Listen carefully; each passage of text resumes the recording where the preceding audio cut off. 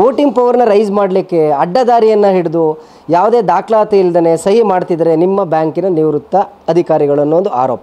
ಯಾವುದೇ ಕಾರಣಕ್ಕೆ 3,000 ವೋಟ್ಗಳನ್ನು ಹಿಂದೆ ಅವರ ಬದ್ರೀಶಿನ ಅಪೋಸಿಟ್ ಪಾರ್ಟಿ ಅಂದರೆ ಟೀಮ್ ಪರಿಶ್ರಮದವರು ಮಾಡಿದ್ದಾರೆ ಅನ್ನತಕ್ಕಂಥ ಆರೋಪ ಏನು ಮಾಡಿದ್ದಾರೆ ಅದು ಸತ್ಯಕ್ಕೆ ದೂರವಾದಂಥದ್ದು. ಯಾವುದೇ ಕಾರಣಕ್ಕೂ ಅವ್ರು ಸಿಗ್ನೇಚರ್ ಮಾಡಿಲ್ಲ. 3,000 ಎಲ್ಲೂ ಕೋರ್ಟ್ಗೆ ಹೋಗಿಲ್ಲ, 3,000 ಎಲ್ಲೂ ಫೈಲ್ ಆಗಿಲ್ಲ.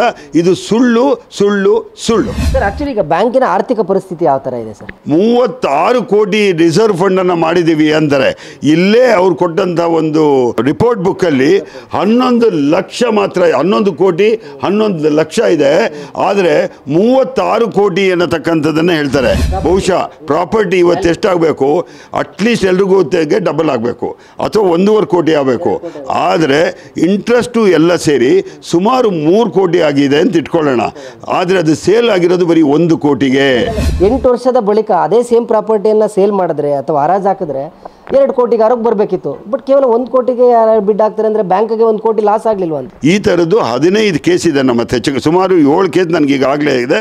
ನನ್ನ ಮಾಹಿತಿ ಪ್ರಕಾರ 1.25 ಕೋಟಿ ಅದನ್ನು ಕೊಟ್ಟಿದ್ದಾರೆ. ಇವತ್ತು ಲೋನ್ ಬ್ಯಾಲೆನ್ಸ್ 2.5 ಕೋಟಿ ಇದೆ.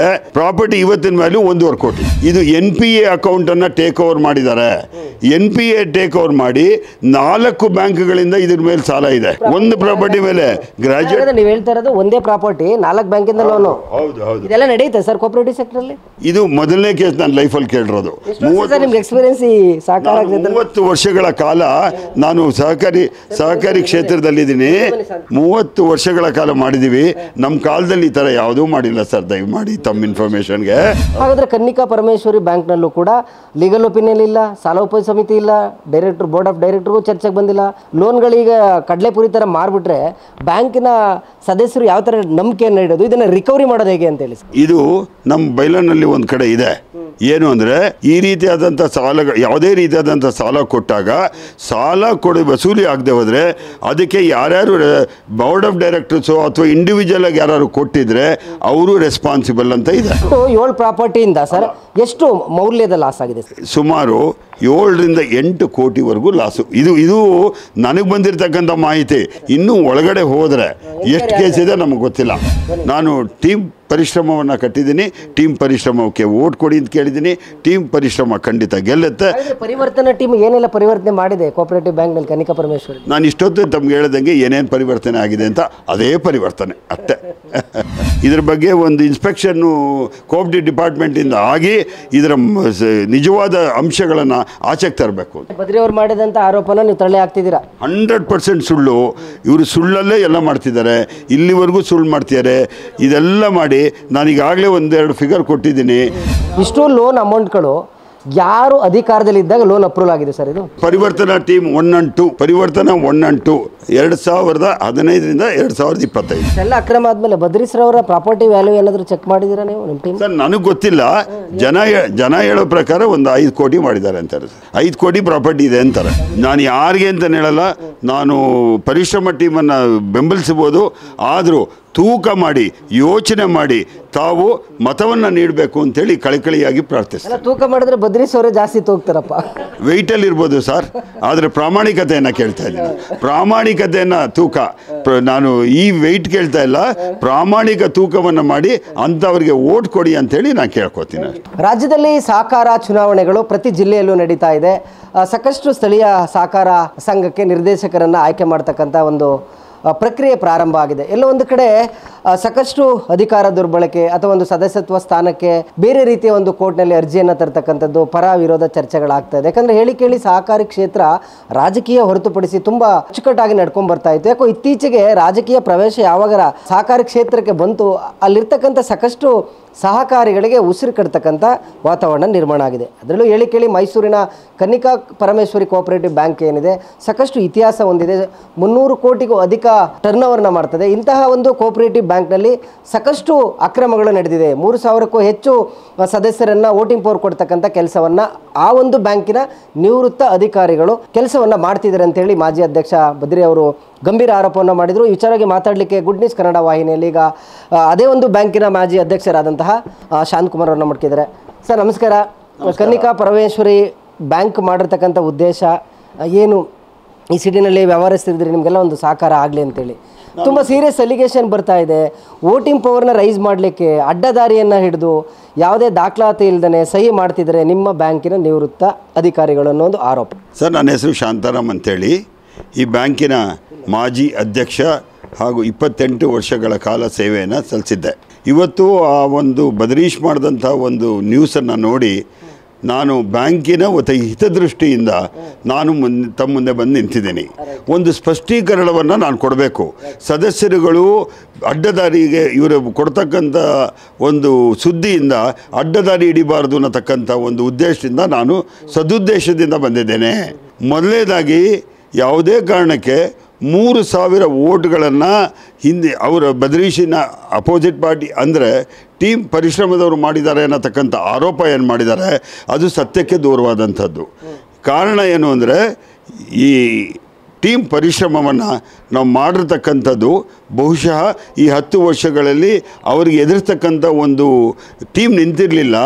ಆದ್ದರಿಂದ ಅಪಪ್ರಚಾರ ಮಾಡ್ತಕ್ಕಂಥ ವ್ಯವಸ್ಥೆಗೆ ಅವರು ಹೋಗಿದ್ದಾರೆ. ಇವತ್ತು 3,000ವನ್ನು ಮಾಡಿದಾಗ ಅವರು ಕೇವಲ ಇಷ್ಟು ಪೇಪರ್ಗಳಿರಬೇಕಾಗಿತ್ತು, ಆದರೆ ಒಂದೂ ಪೇಪರ್ ಇಲ್ಲ.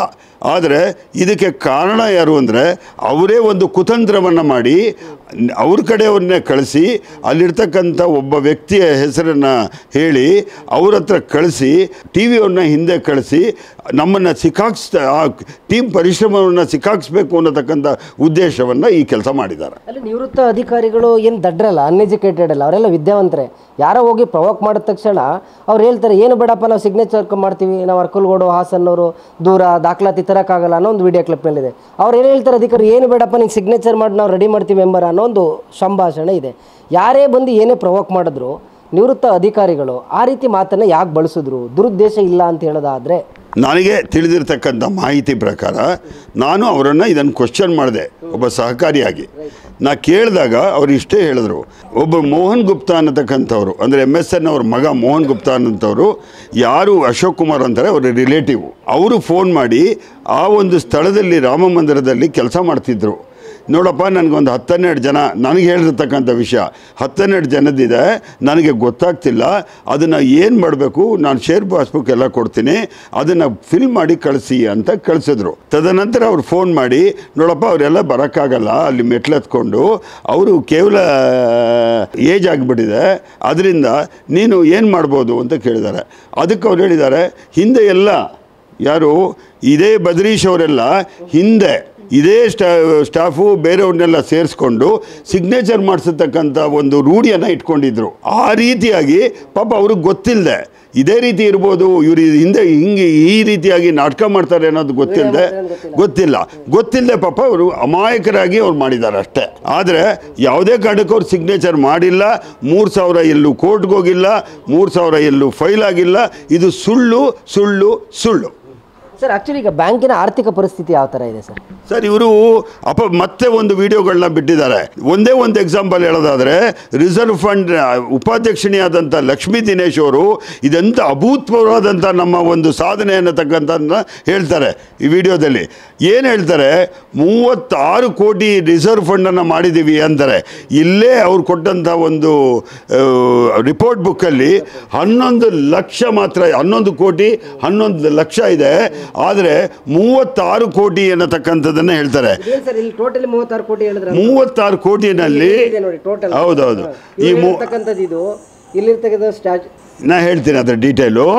ರಿಸರ್ವ್ ಫಂಡ್ ಅಂದರೆ ಅದು ಬ್ಯಾಂಕಿಗೆ ಭದ್ರತೆ ತರ್ತಕ್ಕಂಥದ್ದು. ಇನ್ನು ನೋಡಿ 13 ಕೋಟಿ 51 ಲಕ್ಷ BDDR ಅಂದರೆ ಬ್ಯಾಡ್ ಡೆಟ್ಸ್ ಫಂಡ್ ಅಂತ.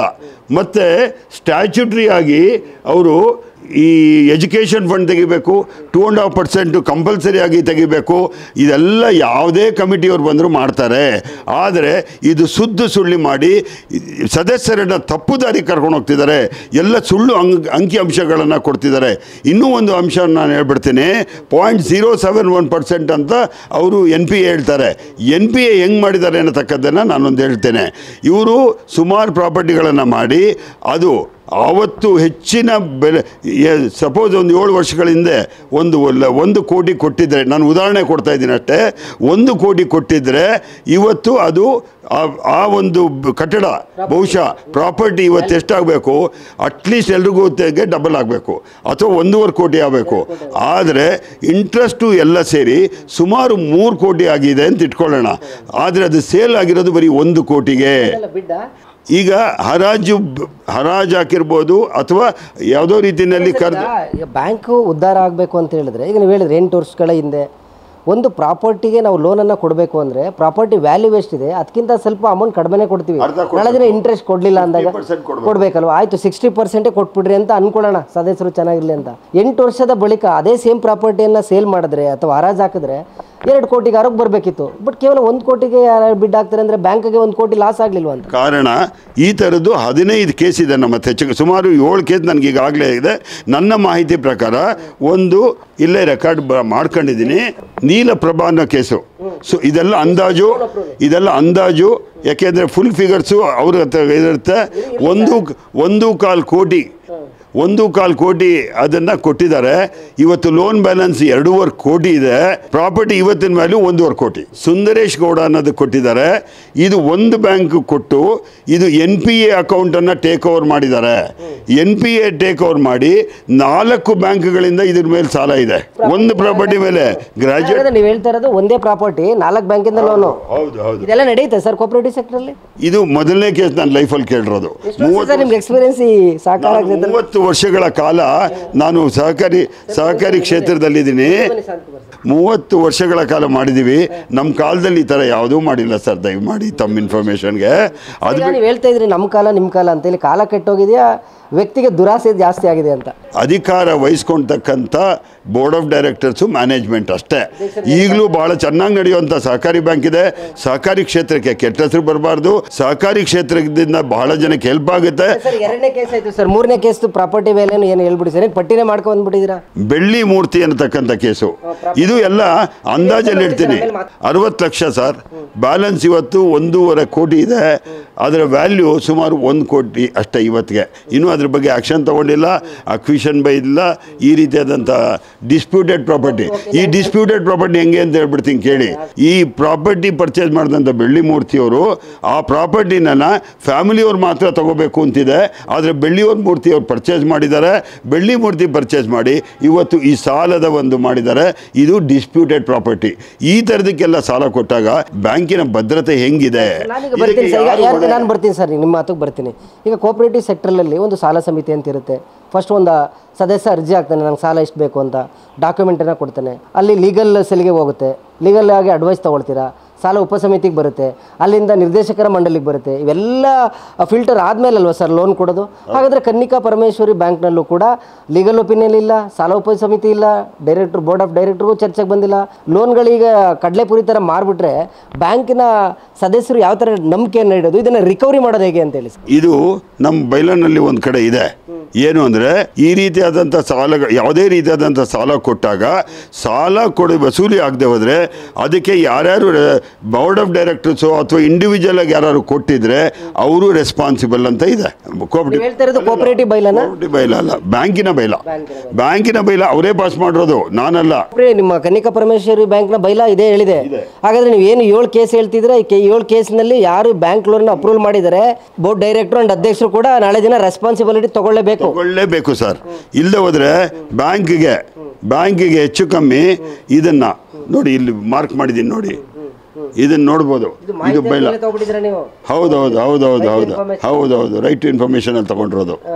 ಇದನ್ನ ಬೈಲಾ ಪ್ರಕಾರ ಇವತ್ತು ನಂದು ಒಂದೇ ಪ್ರಶ್ನೆ, ಬೈಲಾ ಪ್ರಶ್ನೆ ಏನು ಅಂದರೆ ನಾನು ಹೇಳ್ತಿರೋ ಪ್ರಶ್ನೆ, ಇಷ್ಟು ಲಾಸ್ ಆಗಿದೆಯಲ್ಲ, ಇಷ್ಟು ಲಾಸ್ಗಳನ್ನು ಈ ಬೈಲಾ ಪ್ರಕಾರ ನೋಡಿ, ಸಹಕಾರ ಕಾಯ್ದೆ ನಿಯಮಗಳಿಗೆ, ಉಪನಿಯಮ ವ್ಯವಹಾರ ನಿಯಮಗಳಿಗೆ ವಿರುದ್ಧವಾಗಿ ನಡೆಸಿದ ಎಲ್ಲ ವ್ಯವಹಾರಗಳಿಗೆ ಮಂಡಳಿಯ ಸದಸ್ಯರು, ಬ್ಯಾಂಕಿನ ಅಧಿಕಾರಿಗಳು ಹಾಗೂ ಸಿಬ್ಬಂದಿ ವರ್ಗದವರು ವೈಯಕ್ತಿಕವಾಗಿ ಸಾಮೂಹಿಕವಾಗಿ ಜವಾಬ್ದಾರಿಗಿರತಕ್ಕದ್ದು. ಇದು ಅವ್ರು ಮಾಡ್ಕೊಂಡಿರತಕ್ಕಂಥ ಬೈಲ. ಈಗ ಅವ್ರು ಮಾಡ್ಕೊಂಡಿರೋ ಬೈಲನೇ ಪ್ರಕಾರ ಈಗ ನೀವು ಹೇಳ್ತಿದ್ರಿ ಟೋಟಲಿ ಸರ್ ಈಗ ನೀವು ಹೇಳ್ತಾ ಇದ್ರಿ ಅರ್ಧಕ್ಕೆ ನಿಲ್ಲಿಸಿದ್ರಿ ಸರ್, ಒಟ್ಟು 7 ಪ್ರಾಪರ್ಟಿಯಿಂದ ಸರ್ ಎಷ್ಟು ಮೌಲ್ಯದ ಲಾಸ್ ಆಗಿದೆ ಸರ್ ಅಪ್ರಾಕ್ಸಿಮೇಟ್? ಇವ್ರು ಏನು ಮಾಡ್ತೀನಿ ಸರ್, ಇವ್ರು ಏನು ಮಾಡ್ತಾರೆ, ಸುಮಾರು 7 ರಿಂದ 8 ಕೋಟಿವರೆಗೂ ಲಾಸು. ಇದು ನನಗೆ ಬಂದಿರತಕ್ಕಂಥ ಮಾಹಿತಿ. ಇನ್ನೂ ಒಳಗಡೆ ಇನ್ನೂ ಒಳಗಡೆ ಹೋದರೆ ಎಷ್ಟು ಕೇಸ್ ಇದೆ ನಮಗೆ ಗೊತ್ತಿಲ್ಲ. ಇದು ನನಗೆ ಬಂದಿರೋ ಮಾಹಿತಿ ಅಷ್ಟೇ ಸರ್. ಇದು ನನಗೆ ಎಲ್ಲ ಹೇಳ್ತಿರೋದು ಜಿ.ವಿ. ಬಾಲು ಅಂತೇಳಿ ಸರ್, 96 ಲಕ್ಷ ರೂಪಾಯಿ ಸರ್. ಇದನ್ನೇನು ಮಾಡಿದ್ರು ಅಂದರೆ ಡೂಪ್ಲಿಕೇಟ್ ಡಾಕ್ಯುಮೆಂಟ್ ಮೇಲೆ ಕೊಟ್ಟರು. ಅದಾದ ನಂತರ ಇವರೇ ಬ್ಯಾಂಕವರು ದೇವರಾಜ ಪೊಲೀಸ್ ಸ್ಟೇಷನ್ನಲ್ಲಿ ಕಂಪ್ಲೇಂಟ್ ಕೊಟ್ಟು ಅವ್ರನ್ನ ಕರೆಸಿ ಆಮೇಲೆ ಡಾಕ್ಯುಮೆಂಟ್ ತೊಗೊಂಡ್ರು. ಸಾಲ ಕೊಟ್ಟ ನಂತರ ಅಲ್ಲಿಗೆ ಯಾವ ರೀತಿ ಬ್ಯಾಂಕಲ್ಲಿ ಸಾಲಗಳು ಹೋಗ್ತಿದೆ ಅನ್ನೋದು ನೀವೇ ಅಂದಾಜು ಮಾಡ್ಕೊಳ್ಳಿ ಸರ್. ವಿ.ಕೆ. ಎಂಟರ್ಪ್ರೈಸಸ್ ಅನ್ನೋಕ್ಕೆ ತೆಗೆದು sir. Okay, loan amount 1,25,00,000 sir. Surety ಬಂದು ನಂಗೆ ಗೊತ್ತಿದೆ, ವಿಶಾಲ್ ಅಂತೇಳಿ, ಅಲ್ಲ ಶ್ಯೂರಿಟಿ ಬಂದು ಹಾರ್ಡ್ವಿಕ್ ರವಿ ಅವರು, ಗೊತ್ತಾಯ್ತಲ್ಲ. ಸುಮಾರು 1 ಲಕ್ಷ ಸೇಲ್ ಆಗಿರೋದು 1,02,00,000 7 ವರ್ಷ ಆದಮೇಲೆ ಅಥವಾ ಎಷ್ಟೋ ವರ್ಷ ಆದಮೇಲೆ. ಅಲ್ಲಿಗೆ ಇವರು ಯಾವ ರೀತಿ ವ್ಯಾಲ್ಯೂ ಮಾಡಿದ್ದಾರೆ, ಇವತ್ತು ಲೀಗಲ್ ಒಪಿನಿಯನ್ ಏನು ತೊಗೊಂಡಿದ್ದಾರೆ, ಇವತ್ತು ಯಾವ ರೀತಿಯಲ್ಲಿ ನಡೀತಾ ಇದೆ ಬ್ಯಾಂಕು ಅನ್ನೋದು ಜನಕ್ಕೆ ಅರ್ಥ ಆಗಬೇಕು. ಜಿ.ವಿ. ಬಾಲು ಅಂತೇಳಿ 96 ಲಕ್ಷ ರೂಪಾಯಿ ಸರ್. 96 ಲಕ್ಷ ರೂಪಾಯಿ ಕೊಟ್ಟು ಇದ್ರದ ಮಾಹಿತಿ ನನ್ನ ಹತ್ರ ಫುಲ್ ಇಲ್ಲ, ಆಯ್ತಾ. ಇದು ಡೂಪ್ಲಿಕೇಟ್ ಕೊಟ್ಟಿರುವಂಥ ಪೇಪರು, ಡಾಕ್ಯುಮೆಂಟ್ ಡೂಪ್ಲಿಕೇಟ್. ಅದರಲ್ಲಿ ಆಸ್ತಿನೂ ಇಲ್ಲ, ನಿವೇಶನನೂ ಇಲ್ಲ, ಡಾಕ್ಯುಮೆಂಟ್ ಫೇಕ್ ಮಾಡಿಕೊಟ್ರು ಕೊಡ್ತಾರೆ. ಡಾಕ್ಯುಮೆಂಟ್ ನೀವು ಡೂಪ್ಲಿಕೇಟ್ ಅಂತ ಹೇಳ್ಬೇಕಾದ್ರೆ ಇನ್ನೇನು ಸರ್ ಅದು? ಫ್ಯಾಬ್ರಿಕೇಶನ್ ಆಫ್ ಡಾಕ್ಯುಮೆಂಟ್ ಆಯ್ತಲ್ಲ. ಇವರೇ ದೇವರಾಜ ಪೊಲೀಸ್ ಸ್ಟೇಷನ್ ಡಾಕ್ಯುಮೆಂಟ್ ಅಂತ ಹೋಗಿ ಲೋನ್ ಕೊಡೋದು ಇವರೇ, ನೆಕ್ಸ್ಟ್ ಇದ್ರು ಡೂಪ್ಲಿಕೇಟ್ ಅಂತ ಕೊಡೋದು ಇವರೇ, ಅಂದ್ರೆ ಮಗಚೂಟರ್ ಇವರೇ, ಮತ್ತೆ ತೊಟ್ಲು ತಗೋದು ಇವರೇ ಇರ್ಬೋದು ಸರ್. ಹೌದು ಸರ್. ಸರ್ ನುಸ್ರತ್ ಉನ್ನಿಸಾ ಅಂತ ಸರ್ 60 ಲಕ್ಷ ಲೋನ್ ಕೊಟ್ಟಿದ್ದಾರೆ ಸರ್. ಇವತ್ತು 1.25 ಕೋಟಿ ಅದರ ಬ್ಯಾಲೆನ್ಸ್ ಇದೆ ಸರ್. 34 ಲಕ್ಷ ರೂಪಾಯಿಗೆ ಮಾರಿದ್ದಾರೆ ಸರ್. 60 ಲಕ್ಷ 1.25 ಕೋಟಿ ಇವತ್ತು ಬ್ಯಾಲೆನ್ಸು, ಸೇಲ್ ಆಗಿರೋದು 34 ಲಕ್ಷ. 1,16,00,000 ಯಾರು ಹೊಣೆ? ಓಕೆ ಸರ್, ಈಗ ಕರೆಕ್ಟಾಗಿ ಹೇಳಿದ್ರಿ. ಇನ್ನು 6 ಕೇಸನ್ನು ಹೇಳಿದ್ರಿ, ಇನ್ನೊಂದು ಕೇಸ್ ಇದೆಯಾ ನೋಡಿ ಸರ್. ಇನ್ನೊಂದಿದೆ ಲಾಸ್ಟ್ ನಂಬರ್ 7 ಜೈರಾಮ್ ಅಂತೇಳಿ sir, small loan 10 lakh loan sir. ನಿಮ್ಮ ಪ್ರಕಾರ 10 ಲಕ್ಷ ಅಂದರೆ ತುಂಬ ಸ್ಮಾಲ್ ಲೋನ್ ಅಂತ ಹೇಳ್ತಿದ್ರೆ, ಬಡವರಿಗೆ 5,000 10,000 ಕೊಟ್ಟರೆ ದೊಡ್ಡದು. ನಾನು ಹೇಳ್ತಾ ಇರೋದು ಲೀಸ್ಟ್ಗೆ ಹಗರಣದಲ್ಲಿ ಇದು ಸಣ್ಣದು ಅಂತ ಹೇಳಿದೆ ಅಷ್ಟೇ, ಅದು ಹಣ ಕಮ್ಮಿ ಅಂತ ಹೇಳಲಿಲ್ಲ. 10 ಲಕ್ಷ ಇದು ಲೋನ್ ಕೊಟ್ಟಿದ್ದಾರೆ, ಬ್ಯಾಲೆನ್ಸ್ 15 ಲಕ್ಷ, 7 ಲಕ್ಷಕ್ಕೆ ಸೇಲ್ ಮಾಡಿದ್ದಾರೆ, 8 ಲಕ್ಷ ಲಾಸ್ ಆಗಿದೆ. ಹೌದು ಸರ್, 80%. ಹೌದು ಸರ್. ಅಂದರೆ ರೈಟ್. ಈಗ ಇಷ್ಟು 7 ವಿಚಾರಗಳನ್ನು ನಿಮ್ಮ ಅನುಭವದಲ್ಲಿ ತೆಗೆದಿದ್ದೀರಾ ಸರ್. ನನ್ನ ನೇರವಾದ ಪ್ರಶ್ನೆ, ಇಷ್ಟು ಲೋನ್ ಅಮೌಂಟ್ಗಳು ಯಾರು ಅಧಿಕಾರದಲ್ಲಿದ್ದಾಗ ಲೋನ್ ಅಪ್ರೂವಲ್ ಆಗಿದೆ ಸರ್ ಇದು? ಸರ್ ಇದು ಅವ್ರ ಪರಿವರ್ತನಾ ಟೀಮ್ 1 and 2 ಪರಿವರ್ತನಾ 1 and 2 2010 ವರ್ಷಗಳಲ್ಲಿ 2015ರಿಂದ 2025. 2015ರಿಂದ 2025 ಯಾರು ಅಧ್ಯಕ್ಷರಾಗಿದ್ರು, ಯಾರು ನಿರ್ದೇಶಕರಾಗಿದ್ರು ಸರ್? ಸರ್ ಇದರಲ್ಲಿ ಅವ್ರದ್ದು ಆಗಿದೆ, ಇವ್ರದ್ದು ಆಗಿರ್ಬೋದು. ಜಾಸ್ತಿ 90% ಆಗಿರೋದು ಬದ್ರೀಸ್ ಕಾಲದಲ್ಲಿ ಸರ್. ಹೌದೌದು, 2015ರಿಂದ 2020ರಲ್ಲೇ ಇದಾಗಿದೆ, ಗೊತ್ತಾಯ್ತಾ ಸರ್. ಅವ್ರು ಮಾಡಿ ಸುಮಾರು ಒಂದು 5ರಿಂದ 6 ಕೋಟಿ ಇರ್ಬೋದು ಸರ್ ಡಿಫ್ರೆನ್ಸ್. ಸರ್ ಬದ್ರಿ ಅವರು ಆಕ್ಚುಲಿ ಅವ್ರ ಆದಾಯದ ಮೂಲ ಏನು ಸರ್? ಸರ್ ಅವರು ತಂದೆಯವರು ಕಾಮಧೇನು ಅಂತ ಒಂದು ಪ್ರಾವಿಷನ್ ಸ್ಟೋರ್ ಮಾಡ್ತಿದ್ದಾರೆ ಸರ್ ಅವರು. ಓಕೆ, ಅವ್ರು ನಡ್ಸ್ಕೊಂಡು ಬರ್ತಿದ್ದಾರೆ. ಮಿಕ್ಕಿದ್ದು ಅವ್ರು ಬದ್ರೀಶ್ ಏನು ಮಾಡ್ತಾರೆ ಅನ್ನೋದ್ರ ಬಗ್ಗೆ ನಂಗೆ ಮಾಹಿತಿ ಇಲ್ಲ. ಆಕ್ಚುಲಿ ನೀವು ಇಷ್ಟೆಲ್ಲ ಅಕ್ರಮ ಆದಮೇಲೆ ಬದ್ರೀಶ್ರವರ ಪ್ರಾಪರ್ಟಿ ವ್ಯಾಲ್ಯೂ ಏನಾದರೂ ಚೆಕ್ ಮಾಡಿದ್ದೀರಾ ನೀವು ನಿಮ್ಮ ಟೀಮ್? ಸರ್ ನನಗೆ ಗೊತ್ತಿಲ್ಲ, ಜನ ಹೇಳೋ ಪ್ರಕಾರ ಒಂದು 5 ಕೋಟಿ ಮಾಡಿದ್ದಾರೆ ಅಂತಾರೆ ಸರ್. 5 ಕೋಟಿ ಪ್ರಾಪರ್ಟಿ ಇದೆ ಅಂತಾರೆ ಸರ್. ಒಂದು ಪ್ರಾವಿಷನ್ ಸ್ಟೋರ್ ನಡೆಸೋದ್ರಿಂದ 5 ಕೋಟಿ ಗಳಿಸ್ಬೋದಾ? ಗೊತ್ತಿಲ್ಲ ಸರ್. ಒಟ್ಟಿನಲ್ಲಿ ಅವ್ರು ಅಲ್ಲಿ ಬಂತು ಇಲ್ಲಿ ಬಂತು 5 ಕೋಟಿ ಅಂತೂ ಅವ್ರ ಆಸ್ತಿ ಇದೆ ಅಂತ ಜನ ಹೇಳ್ತಾರೆ ಸರ್. ಇದು ಸಹಕಾರಿಗಳು ಜನಗಳು ಬಂದಲ್ಲಿ ಶೇರ್ ತೊಗೊಳ್ತೀವಿ, ಸದಸ್ಯರಾಗ್ತೀವಿ, ಲೋನ್ ತೊಗೊಳ್ತೀವಿ, ನಿಯತ್ತಾಗಿ ಬಡ್ಡಿ ಕಟ್ತೀವಿ, ವಾಪಸ್ ಬರ್ತೀವಿ. ಬಟ್ ಇಲ್ಲಿ ಯಾರೋ ನಿರ್ದೇಶಕರಾಗ್ತಾರೆ, ಮತ್ತು ಯಾರೋ ಅಧ್ಯಕ್ಷರಾಗ್ತಾರೆ, 5-10 ವರ್ಷಕ್ಕೆ ಕೋಟ್ಯಾಧೀಶರು ಆಯ್ತಾರೆ. ಇವೆಲ್ಲ ಕಾರಣಕ್ಕೆ ಸಹಕಾರಿಗಳು ಯಾಕೆ ಕೋಆಪರೇಟಿವ್ ಬ್ಯಾಂಕ್ನಲ್ಲಿ ಮೆಂಬರ್ ಆಗಬೇಕು, ಯಾಕೆ ಶೇರ್ ಹಾಕಬೇಕು ಅನ್ನೋ ಅನುಮಾನ ಬಂದರೆ ಎಷ್ಟು ಕೋಆಪರೇಟಿವ್ ಬ್ಯಾಂಕ್ಗಳು ಜೀವಂತವಾಗಿ ಉಳ್ಕೊಳ್ತವೆ ಸರ್? ಸರ್ ಬಹುಶಃ ನಾನು ನನ್ನ ಅನುಭವ ಅಂದರೆ ನಾನು ಈ ಸಹಕಾರಿ ಕ್ಷೇತ್ರದಲ್ಲಿ ಸುಮಾರು ಒಂದು 30 ವರ್ಷ ಅನುಭವ ಪಟ್ಟಿದ್ದೀನಿ ಸರ್. ನಾನು ಜಿ ಟಿ ದೇವೇಗೌಡರ ಜೊತೆ ಇದ್ದೆ, ರಾಜೀವ್ ಜೊತೆ ಇದ್ದೆ, ಎಚ್ ಕೆ ಪಾಟೀಲ್ ಅವ್ರ ಜೊತೆ ಇದ್ದೆ. ನಾನು ಎಚ್ ಕೆ ಪಾಟೀಲ್ ಅವ್ರ ಜೊತೆ ಅರ್ಬನ್ ಬ್ಯಾಂಕ್ ಫೆಡರೇಷನ್ನ ಉಪಾಧ್ಯಕ್ಷನಾಗಿ ಸುಮಾರು 15 ವರ್ಷ ಕೆಲಸ ಮಾಡಿದ್ದೀನಿ. ರಿಸರ್ವ್ ಬ್ಯಾಂಕ್ ಆಫ್ ಇಂಡಿಯಾದಿಂದ ಟ್ಯಾಫ್ಕಬ್ ಮೆಂಬರ್ ಆಗಿ ಸುಮಾರು ಕರ್ನಾಟಕದ 290 ಕೋಆಪರೇಟಿವ್ ಬ್ಯಾಂಕು ನನ್ನ ಒಂದು ನಿರ್ದೇಶನದಲ್ಲಿ ನಡೀತಿತ್ತು. ಅಂದರೆ ರಿಸರ್ವ್ ಬ್ಯಾಂಕಲ್ಲಿ ಪ್ರತಿ ತಿಂಗಳು ಹೋಗಿ ಏನೇ ಪ್ರಾಬ್ಲಮ್ ಆಫ್ ಅರ್ಬನ್ ಬ್ಯಾಂಕ್ಸ್ ಇದ್ದರೆ ಅದಕ್ಕೆ ಪ್ರತಿ ತಿಂಗಳು reserve bank of India deputy governor ಜೊತೆ ಹಾಗೂ Bengaluru reserve bank of India Subrao ಅನ್ನತಕ್ಕಂಥ ಇದ್ದಂಥ ಅಂದಿನ ಗವರ್ನರ್ ಜೊತೆ 3 ತಿಂಗಳಿಗೊಮ್ಮೆ ಮೀಟಿಂಗ್ ಮಾಡ್ತಾ ಇದ್ದೆ ನಾನು. ಸಹಕಾರಿ ಬ್ಯಾಂಕ್ ಉಳಿಸೋಕ್ಕೆ ನಾವು ಇದನ್ನು ಮಾಡಿದ್ವಿ. ಆದರೆ ಒಂದಂತೂ ನಿಜ, ಇದನ್ನು ಎಲ್ರಿಗೂ ಹೇಳಬಾರ್ದು, ಒಳ್ಳೆ ಮ್ಯಾನೇಜ್ಮೆಂಟ್ ಬಂದರೆ ಸಹಕಾರಿ ಕ್ಷೇತ್ರ ಅತ್ಯುತ್ತಮವಾದಂಥ ಕ್ಷೇತ್ರ.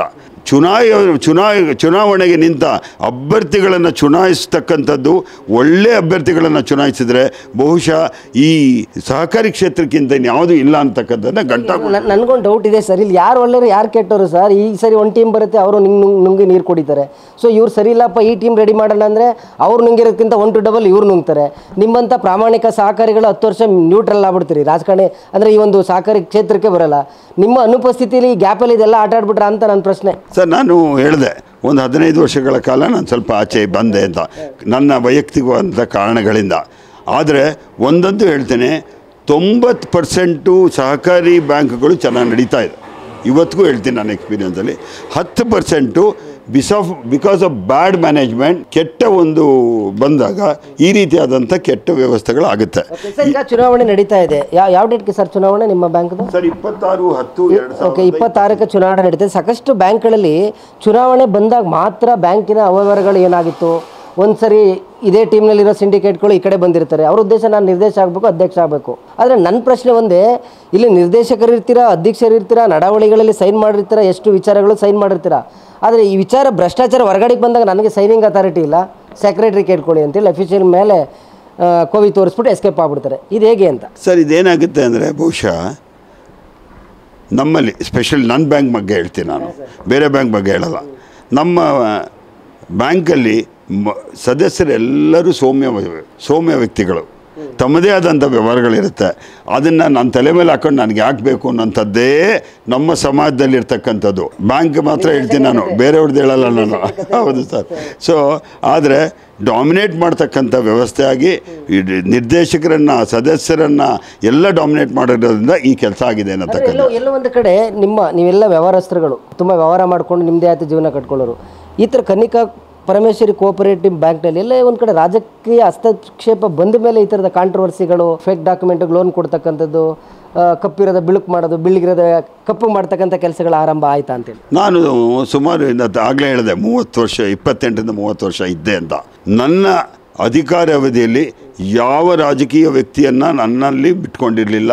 ಅವರು ನನಗೆಲ್ಲರೂ ಫ್ರೆಂಡ್ ಆಗಿದ್ರು ಕೂಡ ನನಗೆ ಇನ್ಫ್ಲೂಯೆನ್ಸ್ ಮಾಡಿ ಆ ಲೋನ್ ಕೊಡಿಸು, ಇದು ಕೊಡಿಸಿ. ಸರ್, ತಮಗೆಲ್ಲ ಗೊತ್ತಿರೋ ಹಾಗೆ ಬಹುಶಃ ನಾನು ಓಪನ್ ಆಗಿ ಬರ್ತೇನೆ, ರಾಜಕೀಯಕ್ಕೆ ಮೊದಲನೇ ಒಂದು ಸ್ಟೆಪ್ ಅಂದರೆ ಕೋಆಪ್ರೇಟಿವ್ ಅನ್ನೋಂಥದ್ದು ಒಂದು ಎಲ್ರಿಗೂ ಗೊತ್ತಿರೋವಂಥದ್ದು. ನಾನು ಒಪ್ಕೋತೀನಿ ಸರ್ ಅದು. ಯಾಕೆಂದರೆ 90% ಎಲ್ಲ ರಾಜಕೀಯದವರು, 90% ಎಲ್ಲರೂ ಸಹಕಾರಿ ಕ್ಷೇತ್ರದಿಂದ ಬಂದಿರೋರೆ. ಅಲ್ಲಿಂದ ಬೆಳೀತಕ್ಕಂಥ ವ್ಯವಸ್ಥೆ ಬಹುಶಃ ಇವ್ರಿಗೂ ಅದೇ ಒಂದು ಆಸೆ ಇರ್ಬೋದೇನೋ, ಗೊತ್ತಿಲ್ಲ. ಬದ್ರೀಶ್ ಅಂದ್ರಲ್ಲ ನೀವು, ಕಟೌಟು, ಅವ್ರಿಗೂ ಅದೇ ಆಸೆ ಇರ್ಬೋದು. ಕಟೌಟ್ಗಳು ಹಾಕಿ ತಮ್ಮ ಹೆಸರು ಬರಬೇಕಲ್ಲ, ತಪ್ಪು ಮಾಹಿತಿಗಳನ್ನ ನೀಡ್ತಿದ್ದಾರೆ. ಈಗಾಗಲೇ ಹೇಳ್ಬಿಟ್ಟಿದ್ದೀನಿ ನಾನು. ಇದು ಮೊದಲನೇ ಬಾರಿಗೆ, ಬಹುಶಃ ನಾನು ಮೊದಲನೇ ಬಾರಿಗೆ ಈ ಒಂದು ಕೋಆಪರೇಟಿವ್ ನನ್ನ ಬ್ಯಾಂಕಿನ ಹಿತದೃಷ್ಟಿಗೋಸ್ಕರ ನಾನು ಇವತ್ತು ಬಂದಿದ್ದನ್ನೆಲ್ಲ ಹೇಳ್ತಾ ಇದ್ದೀನಿ ಮಾಹಿತಿ. ನೀವು ನಿರ್ದೇಶಕರ ಸ್ಥಾನ ನಿಲ್ತಿದ್ರಂತೆ, ಯಾವ ಕಾರಣಕ್ಕೆ ನಿಮ್ಮ ನಿರ್ದೇಶಕರ ಸ್ಥಾನದಿಂದ ಹಿಂದೆ ಸರಿದ್ರಿ ಅಂತ? ನನ್ನ ವೈಯಕ್ತಿಕವಾದಂಥ ಕಾರಣದಿಂದ ಸ್ವಲ್ಪ ನನಗೆ ಕಾರ್ ಆಕ್ಸಿಡೆಂಟ್ ಆಗಿಬಿಟ್ಟಿತ್ತು. ಕೋರ್ಟಲ್ಲಿ ಹೋಗಿ ಏನೋ ಸ್ಟೇ ಮಾಡಿಸಿಲ್ಲ ಸರ್ ಅವರು. ಇಲ್ಲ ಕೋರ್ಟಲ್ಲಿ ಹೋಗಿ ಬದ್ರೀಶ್ ಅವರು ಚುನಾವಣೆ ನಿಂತಿಲ್ಲ ಸರ್. ಏನಾಯಿತು ಅಂದರೆ, ನಾನು ಹೇಳ್ದಂಗೆ 10 ವರ್ಷಗಳ ಕಾಲ ನಾನು ಈ ಬ್ಯಾಂಕಿಂದ ಇದ್ದೆ. ಇವತ್ತು ಕಾನೂನು ಪ್ರಕಾರ 5 ಜನರಲ್ ಬಾಡಿ ಅಟೆಂಡ್ ಮಾಡಬೇಕು, 5 ವ್ಯವಹಾರ ಮಾಡಬೇಕು ಅಂತಿದೆ. 5 ಜನರಲ್ ಬಾಡಿ ಅಟೆಂಡ್ ಅಂತೂ ನಾನು ಮಾಡಿದ್ದೆ. ಆದರೆ ನಾನು 5 ಏನು ಟ್ರಾನ್ಸಾಕ್ಷನ್ ಮಾಡಿರಲಿಲ್ಲ. ಅದನ್ನು ಅಸ್ತ್ರವಾಗಿ ಇಟ್ಕೊಂಡು ಅವರು ನನ್ನನ್ನು ಡಿಸ್ಕ್ವಾಲಿಫೈ ಮಾಡಿಲ್ಲ. ನಾನು ಬರ್ದಿದ್ದಂಗೆ ಅವರು ಸ್ವಲ್ಪ ನೋಡಿಕೊಂಡ್ರು ಅಷ್ಟೇ, ದೂರ ಇಟ್ಟರು ಅಂತ ಹೇಳ್ಬೋದು. ಹೌದು. ಕಾರಣ ಏನು ಅಂದರೆ, ಟೀಮ್ ಪರಿವರ್ತನದವರಿಗೆ ಟೀಮ್ ಪರಿಶ್ರಮದವರನ್ನು ಕಂಡ್ರೆ, ಅಂದರೆ ನಾನು ಒಳ್ಳೆ ವ್ಯಕ್ತಿಗಳನ್ನು ಆರಿಸಿ ಈ ಬ್ಯಾಂಕನ್ನು ಮತ್ತೆ ಉನ್ನತ ಮಟ್ಟಕ್ಕೆ ತೊಗೊಂಡೋಗ್ಬೇಕು ಅನ್ನತಕ್ಕಂಥ ಒಂದು ಉದ್ದೇಶ ಇಟ್ಕೊಂಡಿದ್ದೆ. ಇವರಿಗೆ ಇಲ್ಲಿವರೆಗೂ ಒಳ್ಳೆ ಸ್ಟ್ರಾಂಗ್ ಅಪೋಸಿಷನ್ ಇರಲಿಲ್ಲ. ನನ್ನ ಹೆಸರು ಬಂದ ತಕ್ಷಣ ನಾನು ಟೀಮ್ ಪರಿಶ್ರಮವನ್ನು ಕಟ್ಟಿದ್ದೀನಿ. ಟೀಮ್ ಪರಿಶ್ರಮಕ್ಕೆ ಓಟ್ ಕೊಡಿ ಅಂತ ಕೇಳಿದ್ದೀನಿ. ಟೀಮ್ ಪರಿಶ್ರಮ ಖಂಡಿತ ಗೆಲ್ಲುತ್ತೆ. ಪರಿವರ್ತನಾ ಟೀಮ್ ಏನೆಲ್ಲ ಪರಿವರ್ತನೆ ಮಾಡಿದೆ ಕೋಆಪರೇಟಿವ್ ಬ್ಯಾಂಕ್ನಲ್ಲಿ ಕನಿಕಾ ಪರಮೇಶ್ವರಿ? ನಾನು ಇಷ್ಟೊತ್ತು ತಮ್ಗೆ ಹೇಳ್ದಂಗೆ ಏನೇನು ಪರಿವರ್ತನೆ ಆಗಿದೆ ಅಂತ ಅದೇ ಪರಿವರ್ತನೆ ಅಷ್ಟೇ. ಈಗ ಪರಿಶ್ರಮ ಟೀಮ್ಗೆ ಜನ ಪರಿವರ್ತನಾ ಟೀಮ್ ಮಾಡಿರ್ತಕ್ಕಂಥ ಭ್ರಷ್ಟಾಚಾರ ನೀವು ಹೇಳೋ ರೀತಿಲಿ ಆದರೆ ಜನ ರಿಯಲೈಸ್ ಆಗ್ತಾರೆ, ವೋಟರ್ಗಳು ರಿಯಲೈಸ್ ಆಗ್ತಾರ? ನಿಮ್ಮ ಮಾತನ್ನು ನಂಬ್ತಾರ ವೋಟರ್ಗಳು? ನಾನೊಂದಂತೂ ಸ್ಪಷ್ಟವಾಗಿ ಹೇಳ್ತಾ ಇದ್ದೀನಿ ಇವತ್ತು, ಅದು ಟೀಮ್ ಪರಿವರ್ತನೆ ಬರಲಿ, ಟೀಮ್ ಪರಿಶ್ರಮ ಬರಲಿ.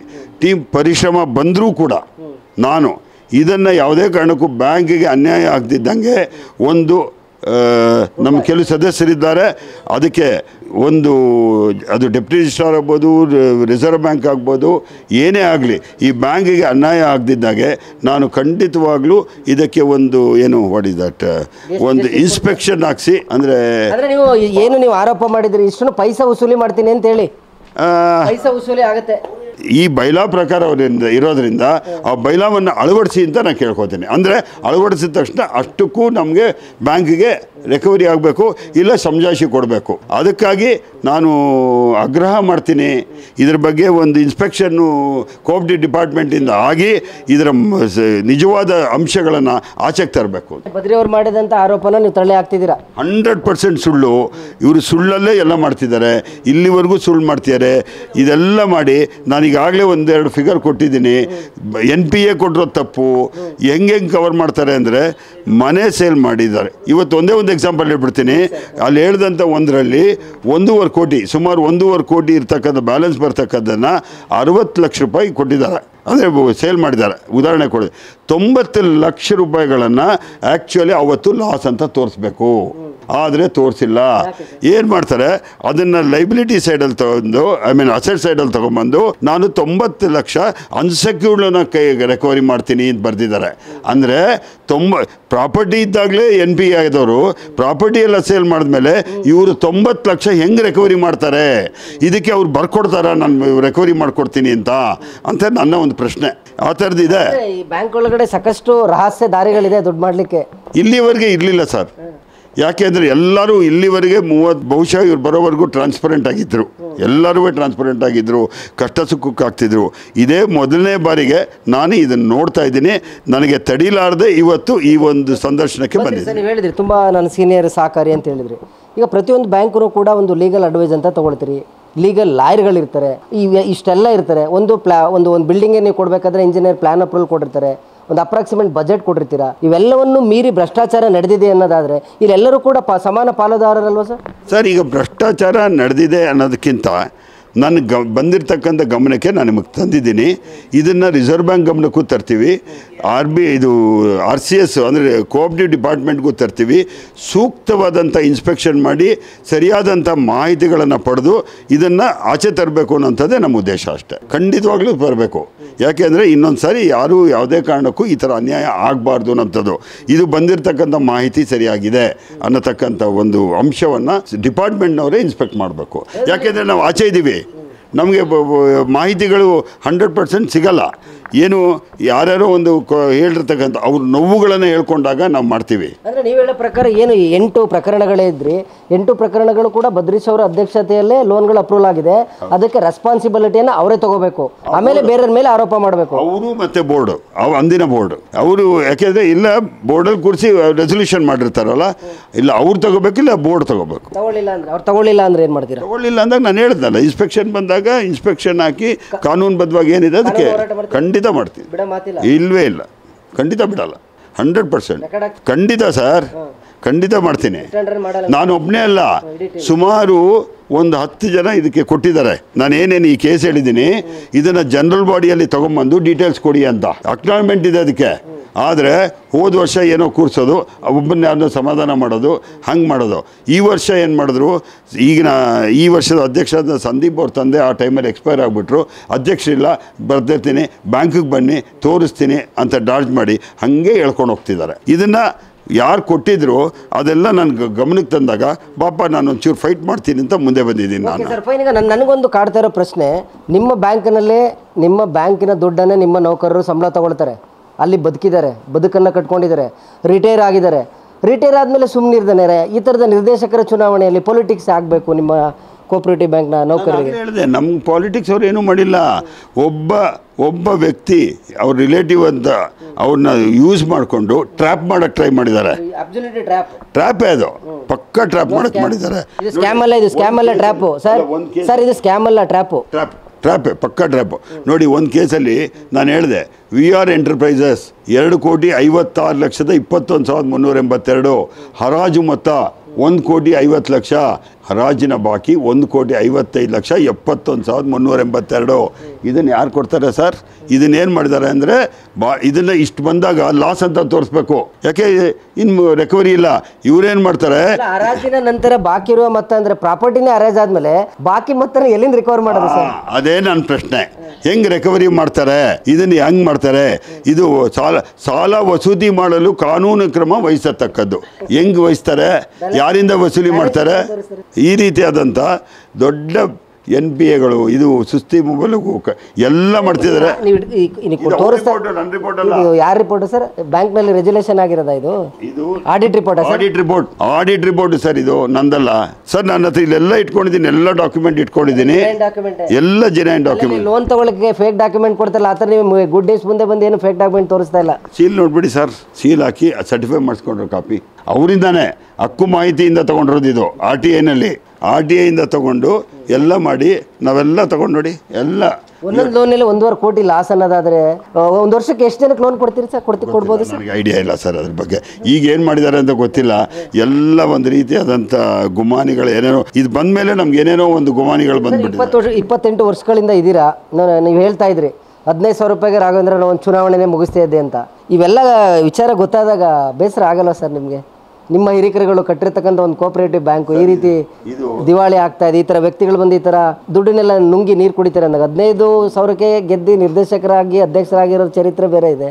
ಇಲ್ಲಿ ಒಂದು ಪ್ರಾವಿಷನ್ ಸ್ಟೋರ್ ಇಟ್ಕೊಂಡು ಚುನಾವಣೆಗೆ ಬಂದು ಅಧ್ಯಕ್ಷರಾದಂಥ ಅವರ ಬ್ಯಾಂಕ್ ಬ್ಯಾಲೆನ್ಸ್ ಶೀಟೇ ಬೇರೆ ಇದೆ. ಪ್ಲಾಟಿನಮ್ ಜೂಬ್ಲಿ 3 ಜೂಬ್ಲಿಗಳನ್ನು ನಾನು ಅಧ್ಯಕ್ಷನಾಗಿ ಮಾಡಿದ್ದೀನಿ. I was president for all jubilees. ಅಂದರೆ ನಾನು ಆಗಲೇ 28-30 ವರ್ಷ ಮಾಡಿದ್ದೀನಿ ಅಂತ.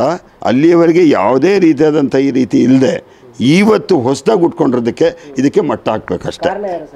ಬಹುಶಃ ಹೊಸದಾಗಿ ಬಂದಿರತಕ್ಕಂಥ ಮ್ಯಾನೇಜ್ಮೆಂಟು, ಇನ್ನೇನು ಹೇಳಕ್ಕೆ ಹೋಗಲ್ಲ ನಾನು. ಮ್ಯಾನೇಜ್ಮೆಂಟ್ ಅಂದರೆ ಇಲ್ಲಿ ನಿರ್ದೇಶಕರು ಅಧ್ಯಕ್ಷರ ಅಥವಾ ಅಲ್ಲಿ ಕೆಲಸ ಮಾಡ್ತಕ್ಕಂಥ ಸಿಬ್ಬಂದಿ ಮ್ಯಾನೇಜರ್ಗಳ ಕೈವಾಡನೂ ಇದೆಯಾ ಅಂತ ಕೇಳ್ತಿದ್ದೀನಿ ಸರ್. 2 ಕೈ ಸೇರಿದ್ರೆ ಸರ್ ಚಪ್ಪಾಳೆ ಆಗ್ಲಿಕ್ಕೆ ಸಾಧ್ಯ ಸರ್? 90% ಭಾಗ ಸಿಬ್ಬಂದಿಯವ್ರದ್ದು ಇರಲ್ಲ. ಕಾರಣ ಯಾಕೆ ಅಂದರೆ ಈ ಲೀಗಲ್ ಒಪಿನಿಯನ್ನು ಅಥವಾ ಇದೆಲ್ಲ ವ್ಯಾಲ್ಯೂಯೇಷನ್ ಇರ್ತಲ್ಲ, ಎಲ್ಲ ಬರುತ್ತೆ. ಅದೆಲ್ಲ ಬಂದಾಗ ಬಹುಶಃ board is the final management. Board is the final ಅಂತೀರಾ? ಕೆಲವೊಬ್ರು ಹೇಳ್ತಾರೆ ಅಧ್ಯಕ್ಷರಿಗೆ ಮತ್ತು ನಿರ್ದೇಶಕರುಗಳಿಗೆ ನಮಗೆ ಸೈನಿಂಗ್ ಅಥಾರಿಟಿ ಇರಲ್ಲ, ಎಲ್ಲವೂ ಕೂಡ ಸೆಕ್ರೆಟರಿ ಮ್ಯಾನೇಜರ್ ನೋಡ್ಕೊಳ್ಳೋಣ ಅಂತ ಹೇಳ್ತೀರಾ. ಜನ ಯಾರನ್ನ ಟ್ರಸ್ಟ್ ಮಾಡಬೇಕು ಅಂತ? ಅಲ್ಲ, ನಮ್ಮ ಬ್ಯಾಂಕಲ್ಲಿ ಆ ಥರ ಇಲ್ಲ. It is only the board. ಈ ಅಧ್ಯಕ್ಷರಿಗೆ ಬಹುಶಃ ನನಗೆ ಗೊತ್ತಿದ್ದಂಗೆ ನಾನಿದ್ದಾಗ ಕೇವಲ ಗೋಲ್ಡ್ ಲೋನ್ ಒಂದು ಕೊಡೋದು, ಪ್ಲಸ್ ಒಂದು ಸ್ವಲ್ಪ ಸಣ್ಣ ಲೋನ್ಗಳು ಅಂದರೆ ವೆಹಿಕಲ್ ಲೋನು ಆ ಥರದ್ದು ಮಾತ್ರ CEO ಕೊಟ್ಟಿದ್ದರು. ಮಿಕ್ಕಿದ್ದೆಲ್ಲ ಆಡಳಿತ ಮಂಡಳಿಯಲ್ಲೇ ಇಟ್ಕೊಂಡಿದ್ದಾರೆ. ಈ ರೀತಿ ಇದೆ. ಇನ್ನೂ ಸಾಕಷ್ಟು ಏನೋ ಇದೆ ಅಂತಾರೆ. ನನಗೆ ಇಷ್ಟು ಬಂದಿರೋ ಮಾಹಿತಿಯನ್ನು ತಮ್ಮ ಮುಂದೆ ಇಟ್ಟಿದ್ದೀನಿ, ಸೊ ದಟ್ ಇದು ಅನ್ಯಾಯ ಆಗಬಾರ್ದು. ಗುಡ್ಡೀಸ್ನಲ್ಲಿ ವರದಿ ಆದಂಥ ವಿಡಿಯೋ ಬಗ್ಗೆ ನಿಮ್ಮ ರಿಯಾಕ್ಷನ್ ಏನು ಸರ್? ನಿವೃತ್ತ ನೌಕರರು ಮಾತಾಡಿರ್ತಕ್ಕಂಥ ವಿಡಿಯೋ ರೆಕಾರ್ಡ್ ಆಗಿದೆ, ಯಾವುದೇ ದಾಖಲೆ ಇಲ್ಲದವ್ರಿಗೆ ಸಿಗ್ನೇಚರ್ ಆಗ್ತೀರಾ, ಮೆಂಬರ್ಶಿಪ್ ಜಾಸ್ತಿ ಆಗಬೇಕು, ವೋಟಿಂಗ್ ಪವರ್ ಜಾಸ್ತಿ ಆಗಬೇಕು. ನಿವೃತ್ತ ನೌಕರರ ಕೆಲಸ ಅದ ಅಂತ ನಾನು ಕೇಳ್ತಿರೋದು. ನನಗೆ ಸರ್, ನಿವೃತ್ತ ನೌಕರಿಯರು ಪಾಪ ಸೋಷಿಯಲ್ ವರ್ಕ್ಗೆ ಅಂತ ಬರ್ತಾರೆ ನಿವೃತ್ತ ಆದಮೇಲೆ. ತಮಗೂ ಗೊತ್ತೆಲ್ರಿಗೂ ಯಾವ ಉದ್ದೇಶದ ಸೋಷಿಯಲ್ ಸರ್ವಿಸ್ ಅದು ಅಂತ ಸರ್. ಈಗ ಅಲ್ಲಿ ಯಾವುದೋ ರಾಮ ಮಂದಿರದಲ್ಲಿ ಅವ್ರು ಹೇಳ್ದಂಗೆ ಕೆಲಸ ಮಾಡ್ತಿದ್ವಿ ಸರ್.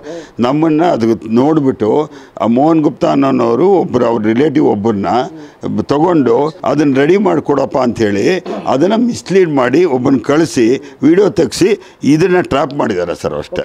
ಈಗ ನಿಮ್ಮ ಹತ್ರ ಏನಾದರೂ ವಿಡಿಯೋ ಆಡಿಯೋ ಯಾವ್ದಾದ್ರು ದಾಖಲಾತಿಗಳಿದೆಯಾ? ಕೊಡ್ಬೋದಾ ಗುಡ್ ನ್ಯೂಸ್ಗೆ? ಒಬ್ಬ ವ್ಯಕ್ತಿ ಬಗ್ಗೆ ಅಪಾದನೆ ಮಾಡಿದ್ದಾರೆ, ಅದ್ರ ಬಗ್ಗೆ ನನ್ನ ಒಂದು ವಿಡಿಯೋ ಮಾಡಿದಾರಂತೆ. ಅಶೋಕ್ ಕುಮಾರ್ ಅನ್ನೋರು ಇದ್ದಾರೆ, ಅವರು ವಿಡಿಯೋ ಮಾಡಿದಾರಂತೆ. ಅಂದರೆ ಸ್ಪಷ್ಟೀಕರಣ ಕೊಟ್ಟಿದ್ದಾರೆ. ಏನು ನನಗೆ ಗೊತ್ತಿಲ್ಲ, ಕೇಳ್ಬಿಟ್ಟು ಹೇಳ್ತೀನಿ. ಏನಂದರೆ ಇದು MN ಮೋಹನ್ ಗುಪ್ತಾರವರು ಬದ್ರೀಶ್ ಮಾಡಿರ್ತಕ್ಕಂಥ ಟ್ರ್ಯಾಪ್ ಅಂತ ಕೊಟ್ಟಿದ್ದಾರಂತೆ. ಏನು ಅಂದರೆ ಅವನ ಮೇಲೆ ಅವ್ನ ಕೆಲಸಕ್ಕಿದ್ದಾಗ ಬಹುಶಃ ನನಗೆ ಫುಲ್ಲಾಗಿ ಕೇಳಿಲ್ಲ, ಅದರಿಂದ ನೋಡಿಕೊಂಡು ನಾನು ಅದ್ರ ಬಗ್ಗೆ ನಿಮಗೊಂದು ವಿಡಿಯೋ ಕಾಪಿನ ಕಳಿಸ್ತೀನಿ, ತಾವು ನೋಡ್ಬೋದು ಸರ್. ಅವ್ರ ಹತ್ರ ಈಸ್ಕೊಂಡು ನೋಡ್ತೀನಿ ಸರ್. ನಾನು ಅದನ್ನು ಕಳಿಸ್ಕೊಡ್ತೀನಿ. ಅವ್ರ ಹತ್ರ ಈಸ್ಕೋಬೇಕು, ನನ್ನ ಹತ್ರ ಇಲ್ಲ ಅದು ನಾನು ಅವ್ರ ಹತ್ರ ಕೇಳ್ತೀನಿ, ಕೇಳಿಬಿಟ್ಟು ಹೇಳ್ತೀನಿ ಸರ್. ದಯಮಾಡಿ ನನ್ನ ಒಂದು ವಿನಂತಿ ಸದಸ್ಯರಿಗೆ, ನೀವು ತೂಕ ಮಾಡಿ ಸರಿಯಾದಂಥ ವ್ಯಕ್ತಿಗಳಿಗೆ, ಸರಿಯಾದಂಥ ಪ್ರಾಮಾಣಿಕದಂಥ ವ್ಯಕ್ತಿಗಳಿಗೆ ನೀವು, ನಾನು ಯಾರಿಗೆ ಅಂತ ಹೇಳಲ್ಲ, ನಾನು ಪರಿಶ್ರಮ ಟೀಮನ್ನು ಬೆಂಬಲಿಸ್ಬೋದು, ಆದರೂ ತೂಕ ಮಾಡಿ ಯೋಚನೆ ಮಾಡಿ ತಾವು ಮತವನ್ನು ನೀಡಬೇಕು ಅಂತೇಳಿ ಕಳಕಳಿಯಾಗಿ ಪ್ರಾರ್ಥಿಸ್ತೀನಿ. ತೂಕ ಮಾಡಿದ್ರೆ ಬದ್ರೀಶ್ ಅವರೇ ಜಾಸ್ತಿ ತೂಗ್ತಾರಪ್ಪ. ವೆಯ್ಟಲ್ಲಿ ಇರ್ಬೋದು ಸರ್, ಆದರೆ ಪ್ರಾಮಾಣಿಕತೆಯನ್ನು ಕೇಳ್ತಾ ಇದ್ದೀನಿ. ಪ್ರಾಮಾಣಿಕತೆಯನ್ನು ತೂಕ, ನಾನು ಈ ವೆಯ್ಟ್ ಕೇಳ್ತಾ ಇಲ್ಲ, ಪ್ರಾಮಾಣಿಕ ತೂಕವನ್ನು ಮಾಡಿ ಅಂಥವ್ರಿಗೆ ಓಟ್ ಕೊಡಿ ಅಂತೇಳಿ ನಾನು ಕೇಳ್ಕೊತೀನಿ. ನೋಡಿದ್ರಲ್ಲ ವೀಕ್ಷಕರೇ, ಇದಿಷ್ಟು ರಾಜ್ಯದಲ್ಲಿ ನಡೀತಿರ್ತಕ್ಕಂಥ ಸಹಕಾರಿ ಸಂಘಗಳ ನಿರ್ದೇಶಕರು ಅಧ್ಯಕ್ಷರ ಚುನಾವಣೆಯಲ್ಲಿ ರಾಜಕಾರಣಿಗಳ ಸಂಬಂಧಿಕರು ಯಾಕೆ ಇಷ್ಟೊಂದು ಇಂಟ್ರೆಸ್ಟ್ ತೋರಿಸ್ತಾರೆ ಅಂತೇಳಿ ನನಗೂ ಸಾಕಷ್ಟು ಕುತೂಹಲ ಇತ್ತು. ಸಾಕಷ್ಟು ಜನ ಸ್ನೇಹಿತರನ್ನ ಕೇಳಿದಾಗ, ಇಲ್ಲ ರಾಘವೇಂದ್ರ ಅವರೇ, ಇದು ಸ್ವಲ್ಪ ರಾಜಕಾರಣಕ್ಕೆ ಒಂದು ಬೇಸ್ ಆಗುತ್ತೆ, ಸಹಕಾರಿ ಕ್ಷೇತ್ರದಲ್ಲಿ ಒಂದು ಹೆಸರು ಮಾಡಿದ್ರೆ ರಾಜಕಾರಣಕ್ಕೆ ಬರಲಿಕ್ಕೆ ಸಾಧ್ಯ ಅಂತ ಹೇಳ್ತಿದ್ರು. ಈಗ ನನಗೆ ಅರ್ಥ ಆಗ್ತಿದೆ, ರಾಜಕಾರಣಿಗಳ ಮಕ್ಕಳುಗಳು ಈ ಕೋಆಪರೇಟಿವ್ ಸೆಕ್ಟರ್ ಸುತ್ತ ಯಾಕೆ ನವಗ್ರಹಗಳ ಥರ ಸುತ್ತಾನೆ ಇದ್ದಾರೆ ಅಂದರೆ, ಇಲ್ಲಿ ಭರಪೂರವಾದ ಭೂರಿ ಭೋಜನ ಇದೆ. ಅಧ್ಯಕ್ಷರು ನಿರ್ದೇಶಕರ ಹೆಸರಲ್ಲಿ ಏನು ಸದಸ್ಯರುಗಳಿಗೆ, ಅಲ್ಲಿರೋ ಶೇರ್ ಹೋಲ್ಡರ್ಗಳಿಗೆ ತಿರುಪತಿಯ ಮೂರುಂಡೆ ನಾಮವನ್ನು ಯಾವ ರೀತಿ ಹಾಕಬೇಕು ಅನ್ನೋದನ್ನು ಸಾಕಷ್ಟು ಬ್ಯಾಂಕ್ಗಳಲ್ಲಿ ಅಕ್ರಮ ಮಾಡಿರ್ತಕ್ಕಂಥ ಸಾಕಷ್ಟು ಆಡಳಿತ ಮಂಡಳಿ ಸಾಬೀತಾಗಿದೆ. ಅಟ್ ಎ ಸೇಮ್ ಟೈಮ್ ಕರ್ನಾಟಕದಲ್ಲಿ ಸಾಕಷ್ಟು ಹಿರಿಯ ಸಹಕಾರಿಗಳಿದ್ದಾರೆ. 80% ಸಹಕಾರ ಕ್ಷೇತ್ರಗಳು ಪವಿತ್ರವಾಗಿ ಪ್ರಾಮಾಣಿಕವಾಗಿ ನಡೀತಾ ಇದೆ. ಎಲ್ಲೋ ಒಂದು ಕಡೆ ರಾಜಕಾರಣಿಗಳ ಚೈಲಾಗಳು, ಅವರ ಕುಟುಂಬ ಸಹಕಾರಿ ಕ್ಷೇತ್ರಕ್ಕೆ ಸ್ಟೆಪ್ ಬೈ ಸ್ಟೆಪ್ ಒಳಗಡೆ ನುಗ್ತಾ ಇರೋದ್ರಿಂದ ಈ ರೀತಿಯ ಭ್ರಷ್ಟಾಚಾರದ ಗಬ್ಬು ವಾಸನೆ ಬಡಿತಾ ಇದೆ. ದಯಮಾಡಿ ಸಹಕಾರ ಕ್ಷೇತ್ರದಲ್ಲಿ ಇರ್ತಕ್ಕಂಥ ದುರೀಣರುಗಳು ಈ ಒಂದು ದೊಡ್ಡ ಮಟ್ಟದ ಅಕ್ರಮವನ್ನು ತನಿಖೆ ಮಾಡಿ ಯಾವೆಲ್ಲ ವ್ಯಕ್ತಿಗಳು ಅಕ್ರಮವನ್ನು ಎಸಗಿದ್ದಾರೆ ಅವರಿಗೆ ಶಿಕ್ಷೆಯನ್ನು ಕೊಟ್ಟರೆ ಮುಂದಿನ ದಿನಗಳಲ್ಲಿ ಸಹಕಾರಿ ಕ್ಷೇತ್ರ ನಮ್ಮ ಮುಂದಿನ ಪೀಳಿಗೆ ಕೂಡ ಮುಂದುವರಲಿಕ್ಕೆ ಸಾಧ್ಯ ಆಗುತ್ತೆ ಅಂತ ಹೇಳ್ತಾ, ಏನು ಬದ್ರೀಶ್ ರವರು ಮಾಡಿದಂಥ ಆರೋಪವನ್ನು ಈ ಒಂದು ಬ್ಯಾಂಕ್ನಲ್ಲೇ ಅಧ್ಯಕ್ಷರಾಗಿದ್ದಂಥವರು ಈಗ ಸಾರಾಸಗಟಾಗಿ ತಳ್ಳಿ ಹಾಕಿದ್ದಾರೆ. ಮುಂದಿನ ಚುನಾವಣೆಯಲ್ಲಿ ಟೀಮ್ ಪರಿಶ್ರಮ ಮತ್ತು ಟೀಮ್ ಪರಿವರ್ತನ ನಡುವೆ ಒಂದು ರೀತಿ T20 ಮ್ಯಾಚ್ ನಡೀತಾ ಇದೆ. ಅಲ್ಟಿಮೇಟ್ಲಿ ಯಾವ ವೋಟಿಂಗ್ ಪವರ್ ಹೊಂದಿರತಕ್ಕಂಥ ಸದಸ್ಯರು ಯಾವ ಟೀಮನ್ನು ಆಯ್ಕೆ ಮಾಡ್ತಾರೆ ಎಂಬುದನ್ನು ಕಾದು ನೋಡಬೇಕಾಗಿದೆ. ಕ್ಯಾಮ್ರಾ ಪರ್ಸನ್ ವಿನಯ್ ಜೊತೆ ರಾಘವೇಂದ್ರ, ಗುಡ್ ನ್ಯೂಸ್ ಕನ್ನಡ, ಮೈಸೂರು.